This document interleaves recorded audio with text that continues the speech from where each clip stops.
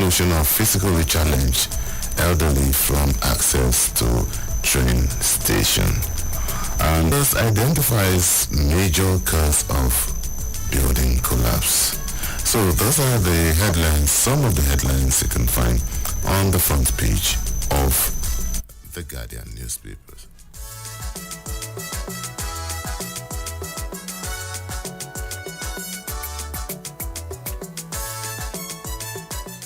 And on to the Sun newspaper we come, and it leads with this story. Federal government unveils committee to advance risk management in Nigeria. And we also have this FCCP. Federal government approves 50. Also on the front page of the unveils remodeled National Theatre. Currency outside banks dropped to 3.7 trillion naira in July. That's according to the CBN. Why we disconnected Unilag from grid? Echo disc at NCCSC junior course. And still staying with the Sun newspaper. Okay. Installment payment scheme for smartphones introduced newspapers.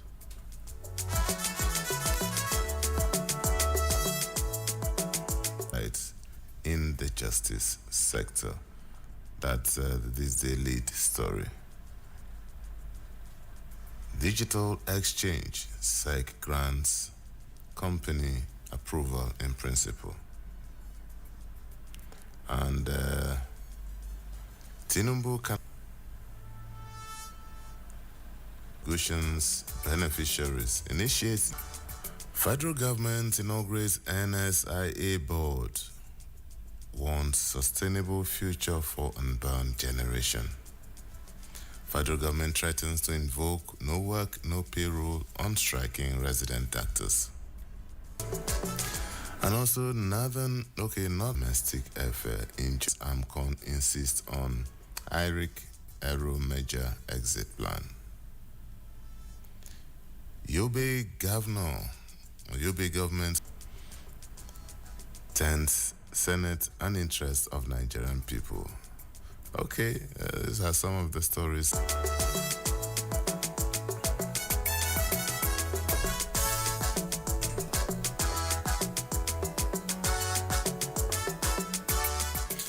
All right, Vanguard is next. The Vanguard newspaper is next now. Exploitative pricing. Prices are high. This is according to the Boa boss. Threatening Yoruba Benis with poison for hospitals.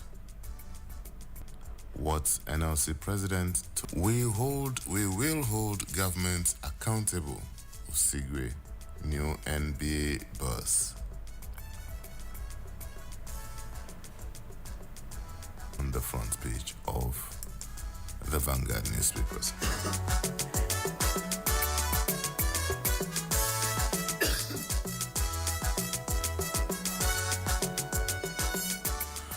And on to the Punch newspapers. Presidential fleet, 200 families visitor to work permit, Palim allegation. Tinubu OK's 50% electricity subsidy for hospitals. WASC and NECO. NYSC TED Fund.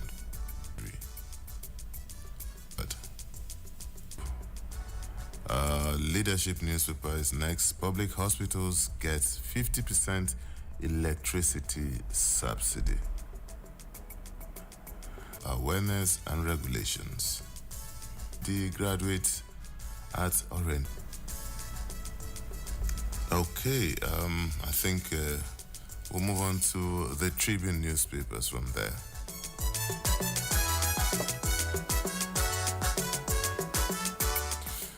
Aviation, Tinubu seeks stronger collaboration between Nigeria and Brazil. Civic registration key to national development and governance. This is according to our dear President Bola Ahmed Tinubu. And also we have it here, Tinubu departs for China on official visit. Afam Osigwe sworn in as the 32nd NBA president.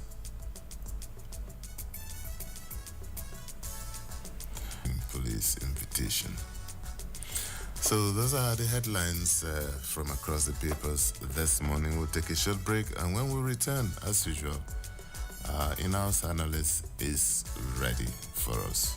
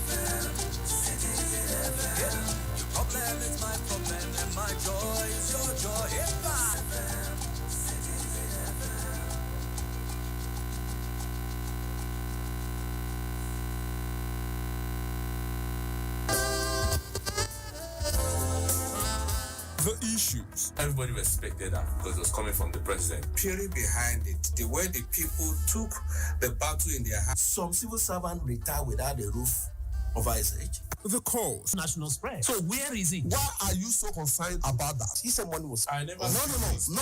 The platform is always the same. Insight on Citizen FM 93.7. The source is constant. My name is Lawrence Umoite. There is always an opportunity. Tomorrow, Insight returns with another interesting. Insight with Lawrence Umoite on Citizen 93.7 FM Abuja. Be part of the experience.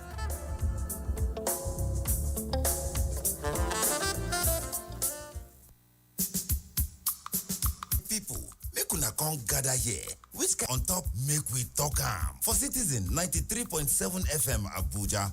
Every Monday, go reach Thursday. And the time now, 5:10. Will be 10 minutes.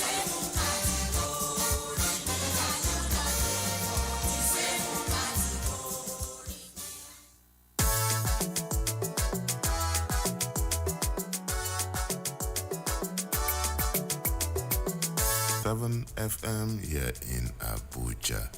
Yes, this is the second part of the show, and this is where we look at some of the stories and details. And in-house analyst is here, Mr. Salmon Salame.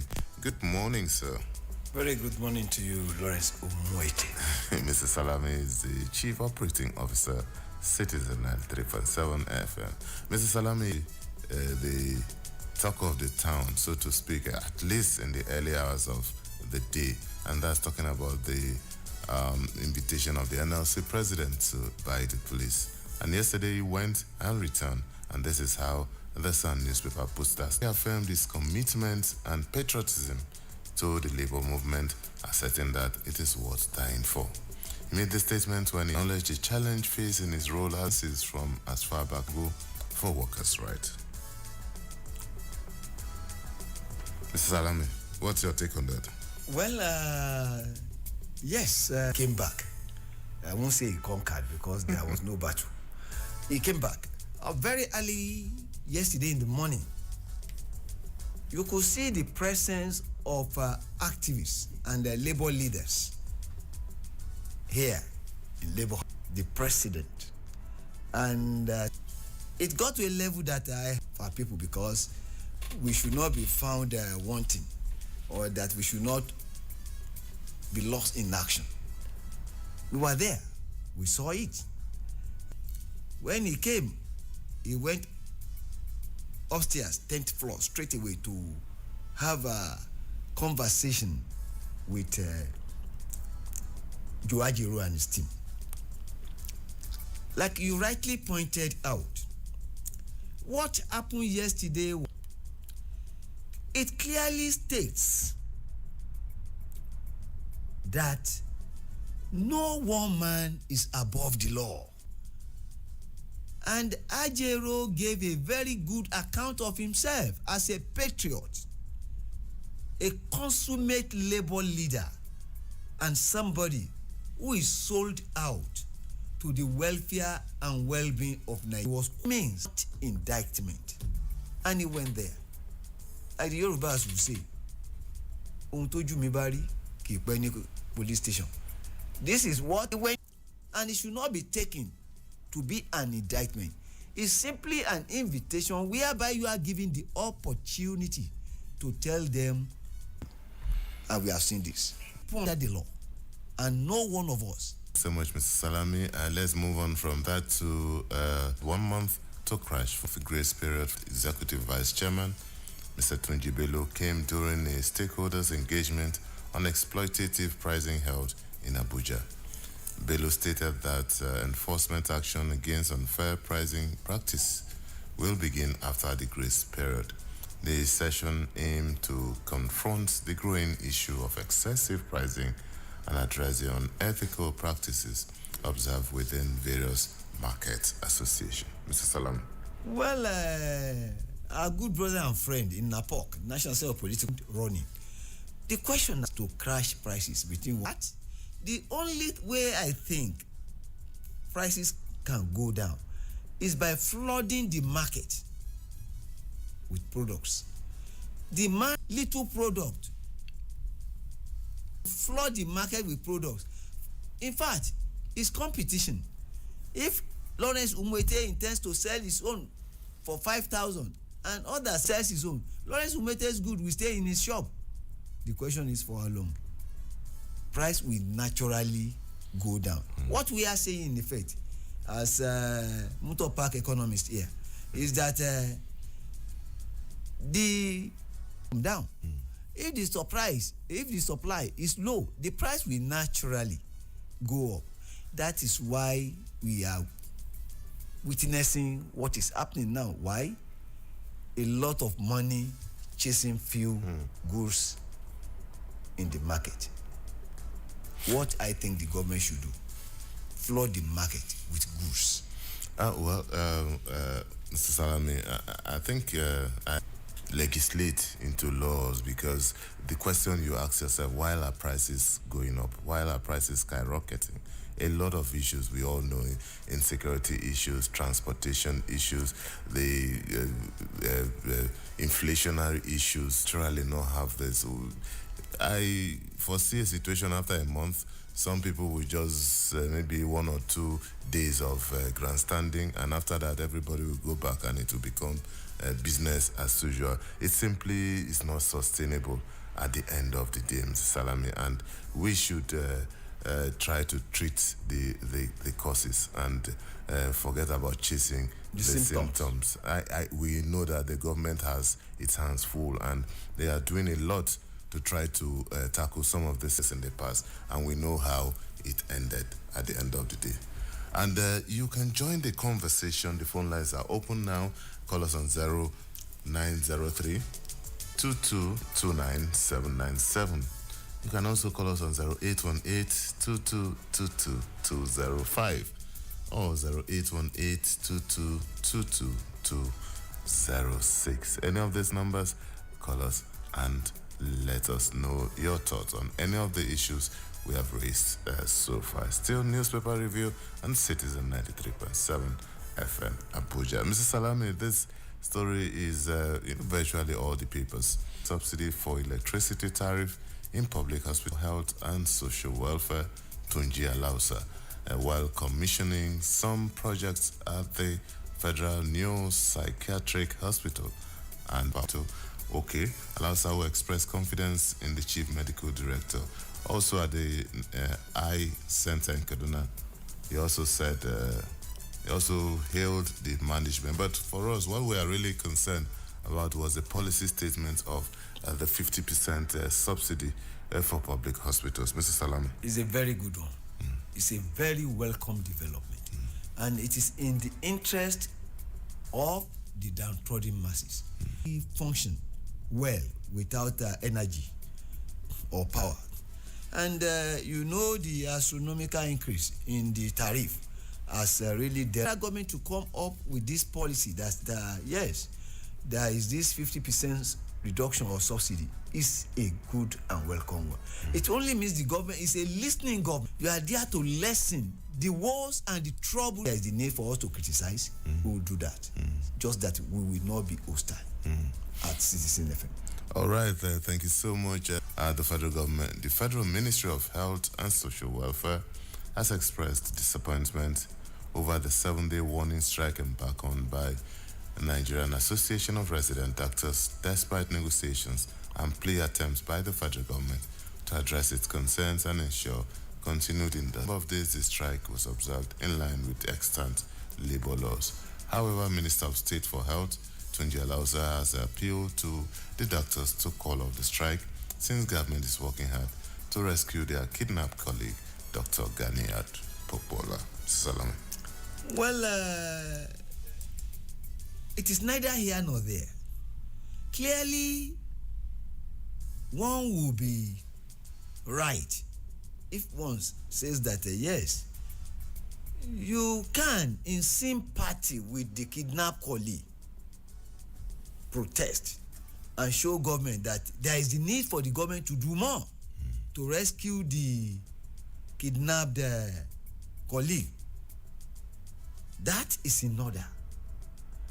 The 7-day warning strike embarked upon by the NARD, National Association of Resident Doctors, is, to my mind, or in my view, not a particularly good one. You see, by going on strike will not bring back Dr. Ganiat, with all due respect. But by engaging the government constructively in such a manner that the government does the needful is the right thing to do. And the channel of communication, I want to believe, is open to the NARD. And I want the government to listen. In the custody or in captivity is not the best thing in life. It's what I call an harrowing experience, which I do not even want. Should, as a matter of priority, step up their game and bring Dr. Ganiat home. Bring her back. Then, this idea of no work, no pay, it is not the answer to what we are going through now. That is not the correct response. Is to engage the National Association of Resident Doctors in a robust conversation in such a way that industrial peace and harmony will be maintained. On both sides, will plead for caution, realizing that at the end of the day, when two elephants fight, it's only the grass that suffer. People now, and we will hold government accountable. Osigwe, new NBA boss, says the newly sworn-in president of the Nigeria Bar Association, Mazi Mafam Osigwe, senior advocate of Nigeria, yesterday stated that under his watch, the association will hold the federal and state governments accountable, delivering his inaugural speech after being sworn in as the 32nd president of the association. Reeling out his agenda, the NBA boss said, as legal practitioners, we occupy a unique position in society, one that enables us to effect positive changes in society and to uphold the principles of justice, equity, and fairness. Mr. Salami. You see, just as the NLC, but in this instance, the Nigerian Bar Association as the assembly, and indeed those on the bench, is a group of allies. When they talk, the government listens, because the government understands the implication that at the end of the day, they will go to court. And if they go to court, they know the implication. Good enough that the NBA is now reinventing it, that it will hold the government accountable to the people. That is the way to go. That is what of the government, with a view to ensuring that the government is alive and responsible to the people. That is obvious of news. We not shy away from doing our job. Not only because we have the constitutional duty. What is sought must inform, educate, and entertain. And it is better done when you do rigorous investigative journalism. That's the hallmark of our job. And we will treat everybody without, we leave out. All right. Thank you so much, Mr. Salami, for that. Let's move on to the Punch newspaper. And we have this rather very disturbing story. It's been on for about a week now. NYSC bars poly graduates without IT experience. The National Youth Service Corps said polytechnic graduates or holders of the higher national diploma without evidence of undertaking the mandatory 12-month industrial training will not be registered at the NYSC orientation camp to participate in the national service. The acting director of press and public relations for NYSC, Mrs. Caroline Lembo, who spoke to reporters, explained that the certificate of industrial training is one of the requirements for polytechnic graduates to participate in the one-year National Youth Service Corps.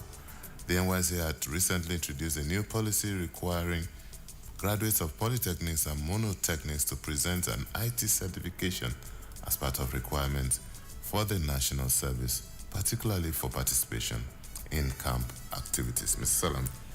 This is a good development. But I would rather say that it should have been from their institutions. Because when we were in that age bracket, we knew that after your first 2 years of OND, you go for the IT. Then after you have done that satisfactorily, you now come back for your HND. A situation whereby the system allows them to come back for the HND without proof of having participated in the IT scheme is a faulty one. But it's better late than never. But I think the correct thing should be done. From the universe, from the polytechnics, you should not be allowed to go in for the HND if you have not participated or done the mandatory. Cutting corners has always been our way of life, and that should. All right, I agree with you, because it's not as if this is necessarily a new policy. It's always been there, just like you said, that after your first 2 years in the polytechnic, you go get hands-on training and you come back for the higher diploma. But just like you said, a lot of people also just think they can always find their ways. But it's just unfortunate, because for me, I just pity for some of the students who are going to lose this year because of that negligence, which is also part of the schools will also be blamed, and even the students too will also share the blame. It's not just one person. So, but it's very unfortunate. The reps promise relaxed conditions, has vowed to address the challenges hindering tertiary institutions from accessing the 500 billion naira tertiary institutions trust funds intervention found lying unassessed in the Central Bank of Nigeria. The House Committee on TED Fund and Other Services discloses during a courtesy visit to the Kaduna State Governor.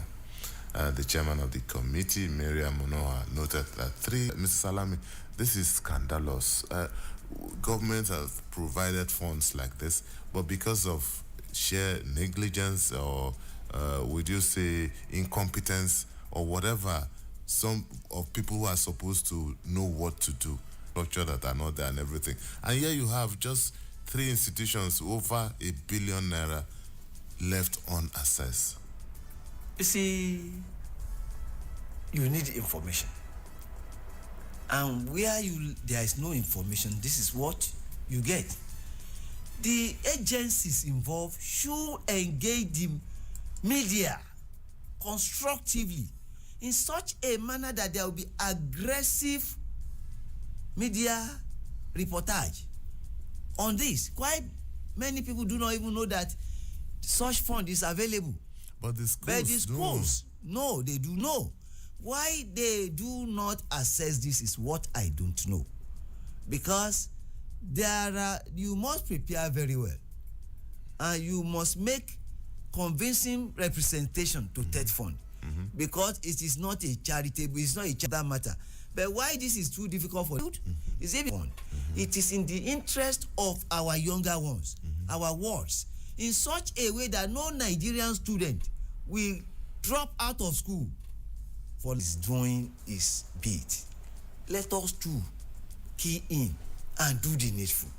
At the end of the day, to please, as a matter of urgency, do the needful. All right, thank you so much, Mr. Salami. Let's move on to an envoy departs to China. And we have this. President Bola Tinubu yesterday urged the newly appointed president, Brazilian, shortly before he departed Nigeria for China on an official visit aimed at strengthening bilateral relations and exploring economic opportunities. Before his departure, the president also received letter of credence of Ghana's High Commissioner to Nigeria. And the Nigerian leader expressed commitment to working closely with Brazil to strengthen bilateral relations and advance shared priorities, welcoming the country's presidency of the G20 in 2024. Salam. Well, you see, the foreign policy of Nigeria, from our diplomatic shuttle, the amount of money we spend on wooing investors, is it commensurate to what we get? I have been saying it that if our economy is fixed, the insecurity becomes a thing of the past, and the good governance is in place, these investors will come. We need to even look inward and fix certain things first. Social infrastructure, our roads, let them have confidence in our wobbling economy and the insecurity plus the attitudinal mind, both the attitude, the mind, and the mindset of we Nigerians. The investors will come without being invited. Yeah, that's right. Man, no, where is money? It is not really desirable for Mr. President to go out and woo them.